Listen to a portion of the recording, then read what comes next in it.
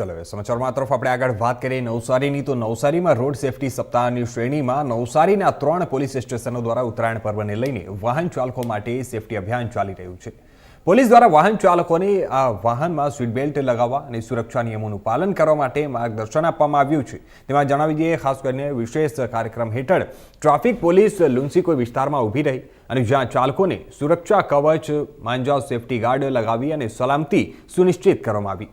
આ પગલાંથી ધારદાર દોરીથી અકસ્માત કે ગળા પર નુકસાન થવાનું જોખમ ઘટાડવામાં આવશે। પોલીસ દ્વારા વાહન ચાલકો અને મુસાફરોને સુરક્ષિત અને ભયમુક્ત ઉત્તરાયણ ઉજવવામાં અપીલ કરવામાં આવી છે।